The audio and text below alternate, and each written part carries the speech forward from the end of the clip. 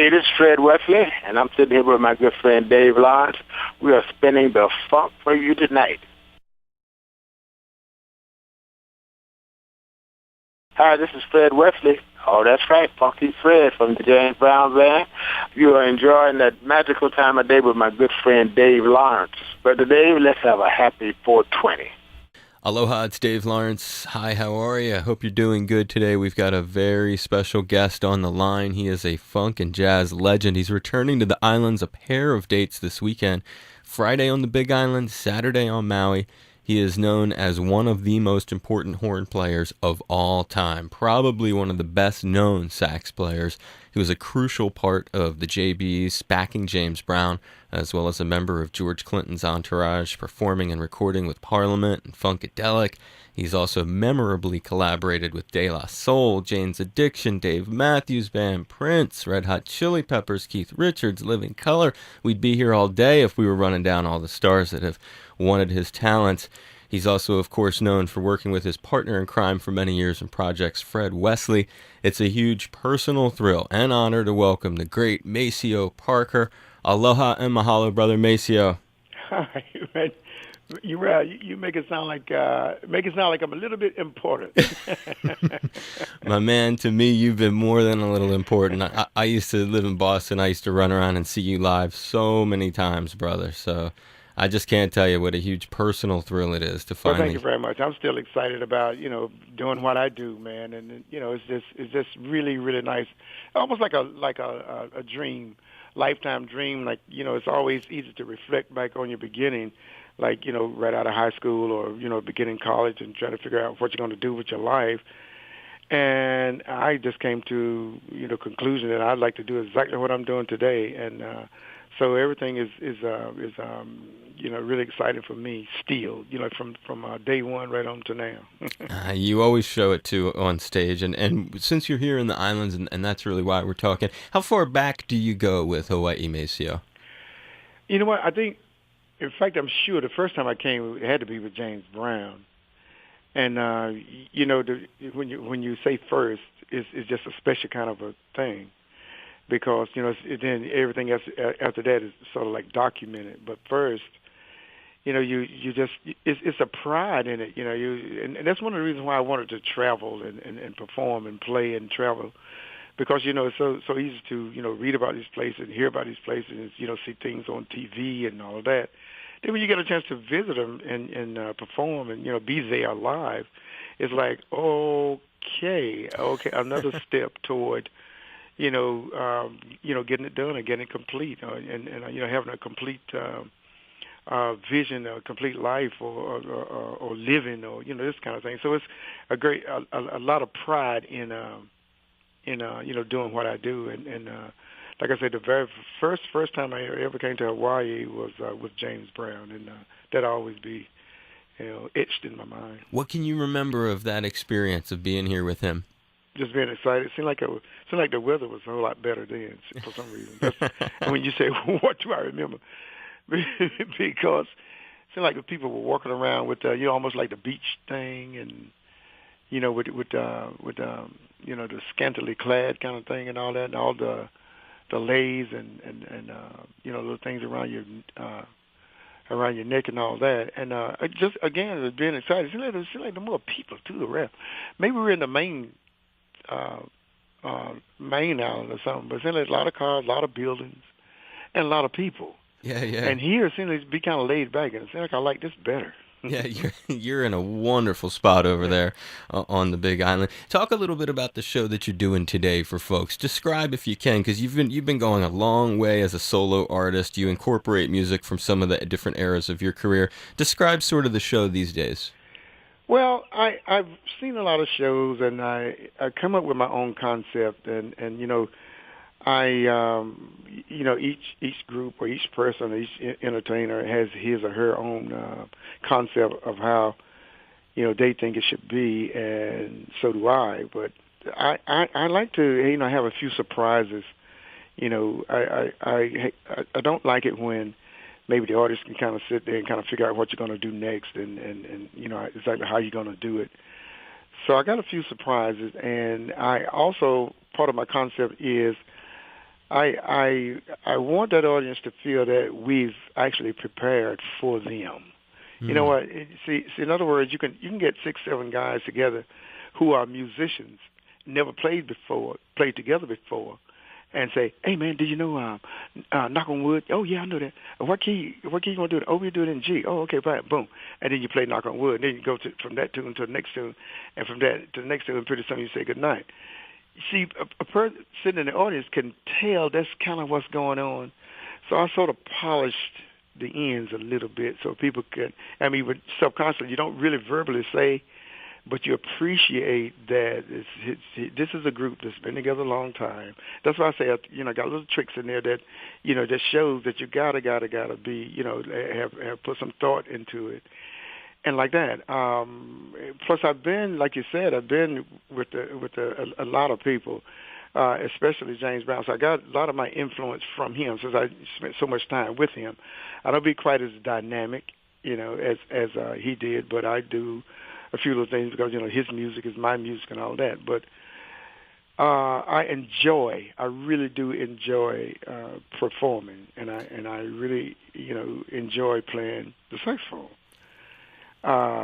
So when you put all that enjoyment together, plus the fact that I really do love people, I'm one of those people person where I really can't stand to watch bad news and all that because I get really, really sensitive, which is just a given for me, I guess. But anyway, so I love people. So I love performing. I love making people feel good and feel good about themselves and forgetting about the natural everyday problems that we all have. Got to get new tires for the car, grandpapa getting old, and Sure.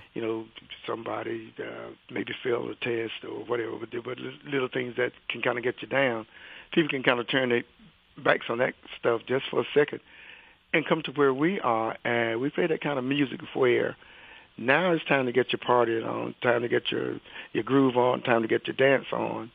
And that's what we provide. And with our music, it's just a party, just a good time, and it's time for celebrations. So with that, coupled with love, that's pretty much what we do.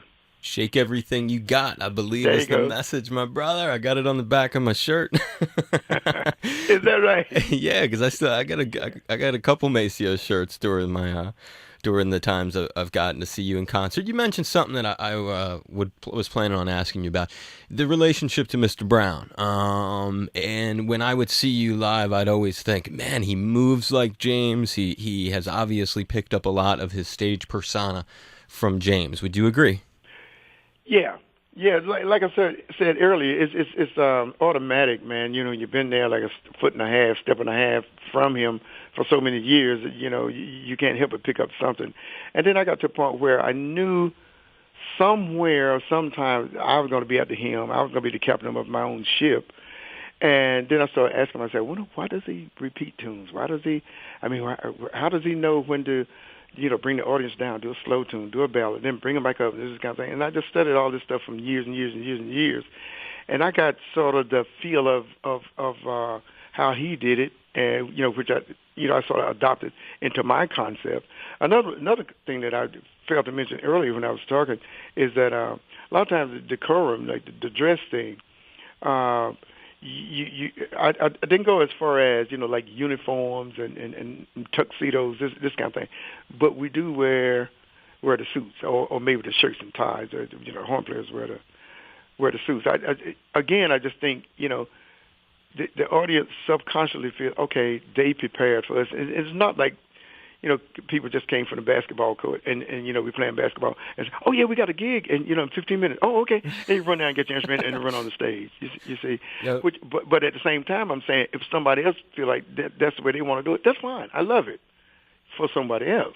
Right. But for me, I really do, want that audience to feel that, golly, they really prepared for us. We decided to come see this particular group, and we are rewarded because they really, really prepared for us. And you'll be able to see, little tricks and oops and ahs and little things that we do I'm sure the audience will appreciate.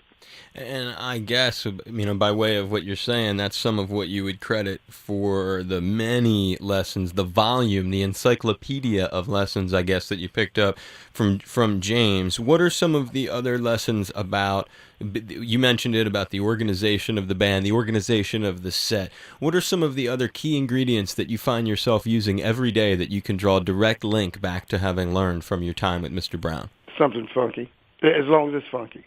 You know what I mean? Just to make a long story short, I'm really known, because sometimes I actually say, you know what, a lot of people that have just come in, may think we're going to do jazz just because when you see a lot of, instruments and somebody playing them live, first thing you think about is jazz. And I even say this in, during my show, during my opening.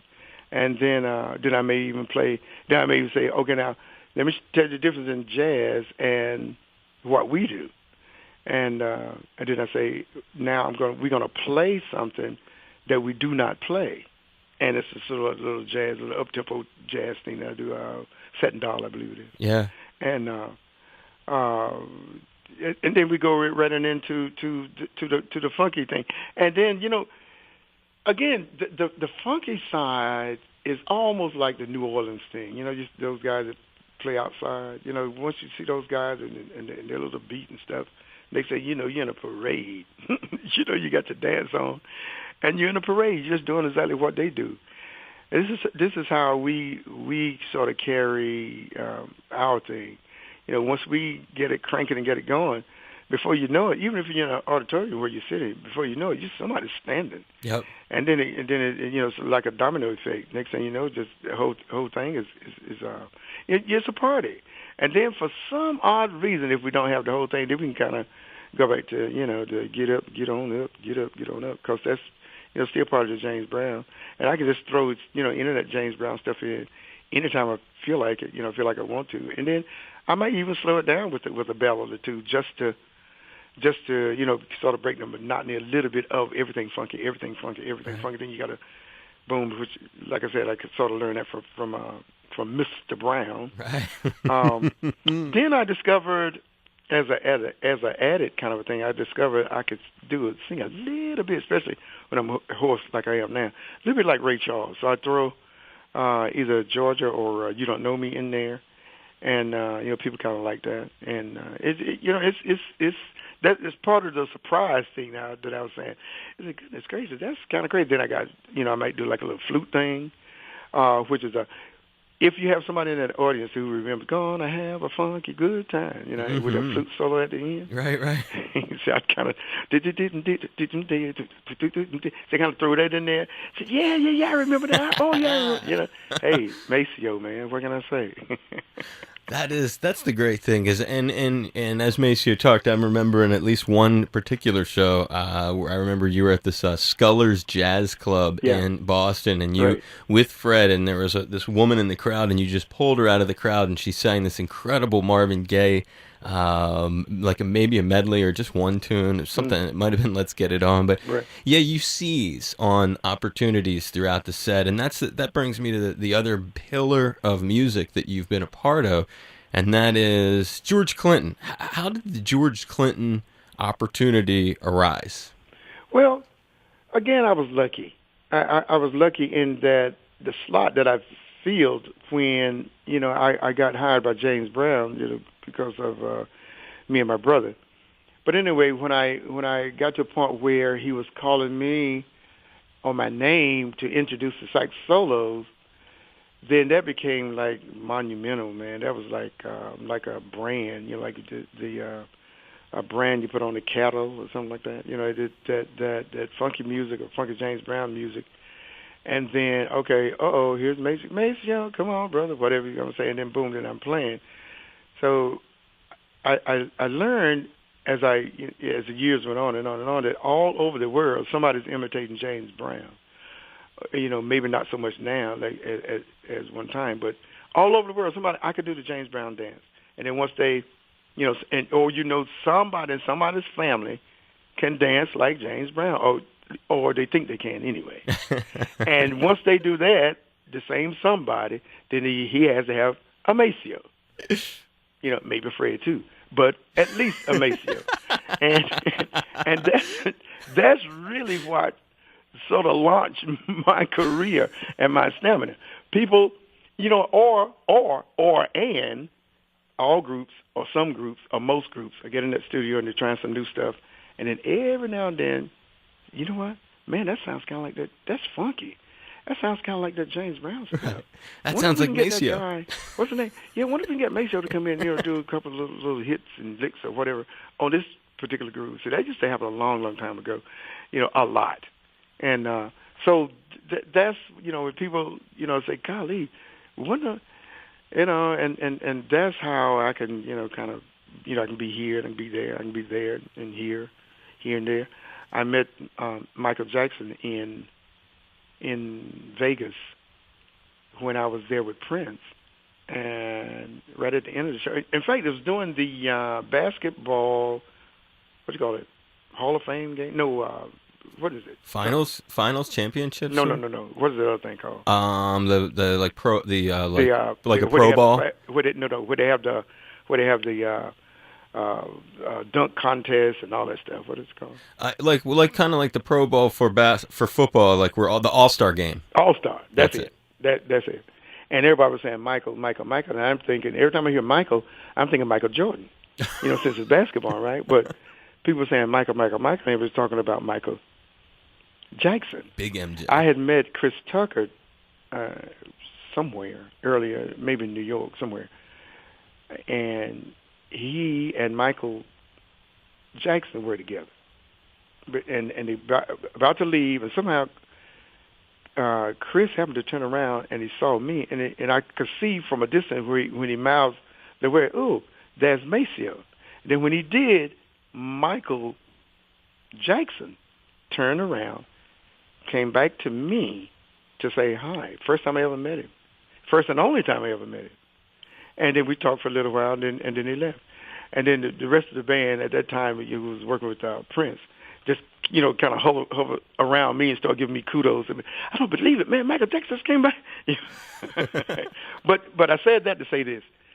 Everyone that was really, really, really into James Brown also somehow got really, really, really into me. From all those years and all those Come On Maceo, Blow Your Horn things and all those different solos on all those tracks and all of that. And like I said, it sort of launched me to where I am, and to be able to do, to continue to do what I'm doing, what I always wanted to do all my life, or the young part of my life anyway. So it's all good for me. Man, but what's crazy about those two? Those two dudes, James Brown and George Clinton, are without a question the most important dudes in funk, and you work for both. And what's weird, though, Maceo, is like James Brown, known as the tightest band, George the loosest. How did that feel, going from such a tight structure to the loose? It was weird. It was, really, really weird. The funk was there. But but the concept was a little bit different. Yes, it was. in the things that they say, and things that they wore. Here we coming from, tuxedo, different colors, and but uniformity. Everybody sort of dressed, whatever, got some kind of plan. Got to the point where if they wore like black tuxedos, then I could wear gray. James wanted me something different, or I wear a different top or something, but it was still tuxedo. I get with George, and his concept is it ain't nothing but a party. Life ain't nothing but a party. You don't need to be conformed. You don't need to be uniform. Come on. This person may not be feeling blue today. Me may be feeling gray, or this guy, and so on and so on. So that's his thing. I've seen him say, some guys, you know what, George, I'm really into baseball, and I think, you think it would be okay if I wore like a baseball uniform? Man, yeah, cool, right, fine, whatever.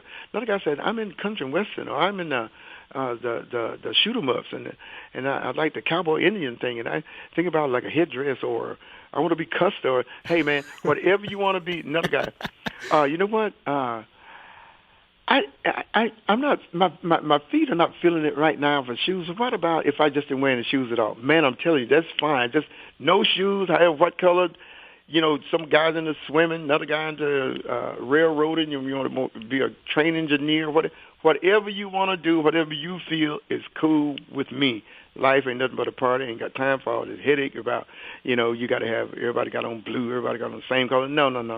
Life is not like that. And that was his concept. And it took me a minute to really, really get into, what he was about. And then he say, there's anything, almost like the football locker room or something, with some of the lyrics, but he didn't care. He said, this is the way life is. Kids have to learn about life, like about what they're going to hear outside their homes. And, might as well teach them through song, because when if they hear it through song, and then they hear it out in the thing, it's not such a big shock to them, because that this is what life is about. And, again, that's part of his concept, and it took me a long minute to really get through it. But then I end up on the summation, or the other end of getting on it, is that there's only one George Clinton, and he sort of preserved himself, with his concept, and I love it. All the people I've worked with and all that, I just love them all, because I started just saying I love all the concepts anyway. I'll choose my own, but that happened to be his. I love it for him. You know what? I got to tell you this story, because one time I was, because you said about the costumes and how if somebody in the band wanted to be a baseball player or whatever. So one time I was hanging with them, and Gary Scheider, Gary. Yeah, oh yeah. And the late Gary Scheider. Right. And Gary, I had a KISS T-shirt on, and KISS were dressed as the Dodgers, the L.A. Dodgers. Right. It was like a special, the guys in the makeup wearing Dodgers costumes. Right. And Gary Scheider sees that shirt backstage, and he says, "I got to have that shirt. I'll give you my P-Funk shirt. I'll give you my P-Funk dog tags. I got to have that shirt." Yeah. So, I mean, I know what you mean about that diversity. I've seen it up close, and just as a great explanation, the way you described that your time with him. I mean, yeah, like I said, it took a minute, with the profanity and stuff and all of that. I mean, it took a really, it was, what? I can't believe this. But I came in first as like just a background horn player, and then I was elevated a couple of years later to like MD, like musical director. And that gave me some clout, gave me some power to change stuff and do, and that's what I did. I try to make it, not so much of a 3-ring circus kind of thing when I was there as a musical director. I want to try to give it a little bit of clarity, because sometimes you have like 15, 16, 17, 18 people on the stage doing all kinds of stuff. People don't know who to watch and all that. So I try to define it, try to make a little bit more sense. And like I said, George gave me that, whatever. It gave me I was able to do that. Freedom. Because, that's what he wanted. He said, okay, make sure we use some of your influence. Whatever you think, man, is cool. And, so it was passed down. Maceo's like next to me. So whatever he says goes. That's the way he says he want to do it. Cool.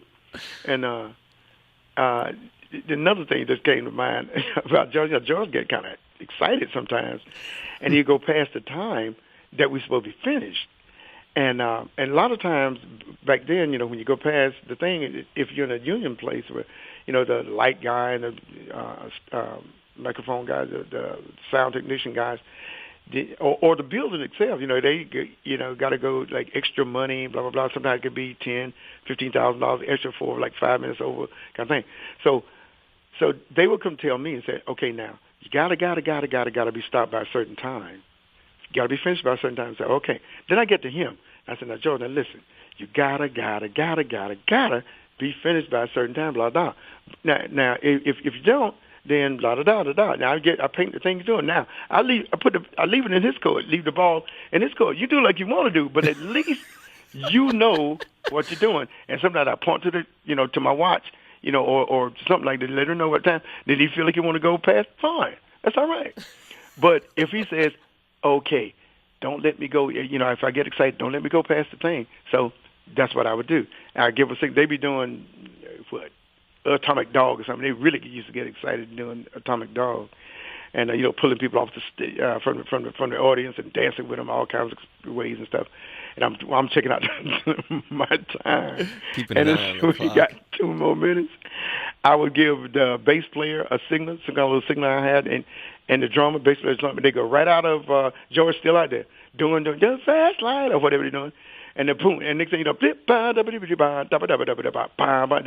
the tune. And you look up, you'll be excited about, how did we get out of that tune? Because I did it. Yeah, you man. Oh, okay, it's time to go. But I used to enjoy doing that, man. It was great.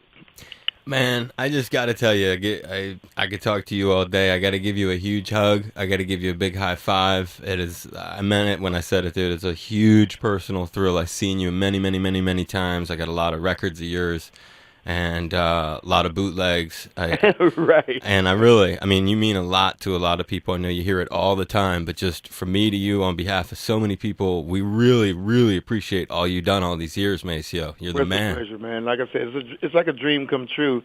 Another one of the added things in my corner is all that time that I was speaking of George Clinton, his bass player of that time is now working with me. He's been with me now, I don't know how long, how many years. But you're talking about one of the funkiest bass players in the world, man. I'm really, really proud to have all those people that I really do have in my group. And I hope you can, get a chance to come by and kind of check us out. But just to have Rodney Skeet Curtis, with me is like, goodness gracious. And, it's like, because he never fails to amaze. Like every night is something different. It's really, really, really funky. And on that note, I got a few more surprises, in that group too that you may want to check out. Dude, if you were coming, I'm in Honolulu. If you were coming here, I'd be all over it. Right. But I'll work with your people next time you're coming through. We'd love to bring you here, and I mean it. I care about you so much. You always made me feel so good in concert, and I hope you've enjoyed talking today. It meant a lot to me. All right, I really enjoyed it, man, and thank you very, very much for having me. And we look forward to the time that we can come in, spend some more time together. Aloha. This is Maceo Parker. And we are cruising with the only show that matters. Your tune and my good friend, Dave Lawrence. Aloha. This is Maceo Parker. And all things really are considered when you're tuned to my good friend, Dave Lawrence. I give you big hugs. I hope you had a good time, brother. Okay, partner. You be safe, bro. Thanks, man. I'll see you Thanks soon. for everything, okay? Aloha. All right. Aloha. Bye-bye.